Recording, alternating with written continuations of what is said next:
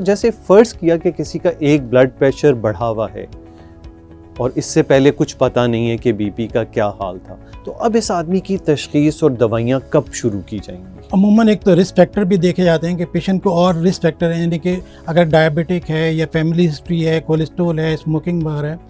फिर भी हम ये करते हैं कि पेशेंट को थोड़ी देर बिठा के 5 से 20 मिनट का उसको गैप देते हैं कि रेस्ट कर लें आप, और दोबारा ब्लड प्रेशर चेक करते हैं। अगर फिर भी ब्लड प्रेशर वेरी करता है, नॉर्मल नहीं आता, तो फिर हम पेशेंट से कहते हैं अपने घर पे जाइए और चार्ट बनाइए, घर पे अपने मॉनिटर करें, और नेक्स्ट टाइम जब आएँ तो अपना वो बीपी ऑपरेटर साथ लेके आएँ, ताकि हम उसको कंपेयर करें अपने ब्लड प्रेशर ऑपरेटर से। सही। तो ये एक तरीका है कि इससे आप मॉनिटर करें। और ये कितने अरसे तक मॉनिटरिंग की ज़रूरत होगी कंफर्म करने के लिए कि इस मरीज़ को अगर पेशेंट कार्डियक पेशेंट नहीं है, किडनी पेशेंट नहीं है, डायबिटिक नहीं है, तो आमतौर पर 3 से 6 महीने हम पेशेंट से कहते हैं कि आप मॉनिटर करें। लेकिन अगर ये डायबिटिक है, हाइपरटेंसिव है, तो फिर हम आम तौर पे कहते हैं कि 1 वीक या 2 वीक से बाद ही आके दिखा दें। तो ये बड़ा अहम नुक्ता डॉक्टर इनाम ने आइडेंटिफाई किया कि इसका मतलब है हमें ब्लड प्रेशर के साथ साथ किसी के और चीज़ों को भी असेस करना पड़ेगा।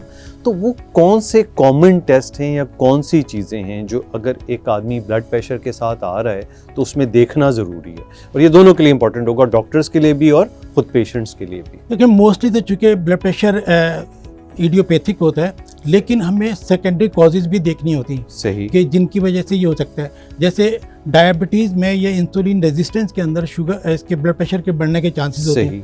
तो HbA1c या फास्टिंग ब्लड शुगर ये हम चेक कर सकते हैं। थायराइड फंक्शन हम टेस्ट कर सकते हैं पेशेंट के। किडनी से रिलेटेड टेस्ट ज़रूरी हैं, खासतौर पे क्रिएटिनिन वगैरह जो है, तो ये देखते हैं। कोलेस्ट्रॉल चेक करा लेते हैं पेशेंट का, यूरिक एसिड चेक कर लेते हैं। तो ये कॉमन टेस्ट हैं जो हम पेशेंट के देखते हैं, और फिर इनकी कॉम्प्लिकेशन देखने के लिए ECG भी करके देख लेते हैं कि उसको कोई प्रॉब्लम तो नहीं हो गई। तो इसका मतलब है कि ब्लड प्रेशर का इलाज सिर्फ वो ब्लड प्रेशर के नंबर को नीचे लाना नहीं है। ब्लड प्रेशर के मरीज़ में ये तमाम चीज़ें जो भी डॉक्टर इनाम ने जिक्र की, कोलेस्ट्रॉल, शुगर, यूरिक एसिड, गुर्दों का स्टेटस, ECG की ज़रूरत हो तो वो भी, ये तमाम चीज़ें चेक की जाएंगी। रिपीटेड ब्लड प्रेशर मॉनिटरिंग की जाएगी, और अगर आप में पेचीदगियाँ निकलती हैं तो शायद दवा जल्दी शुरू करनी पड़ जाए।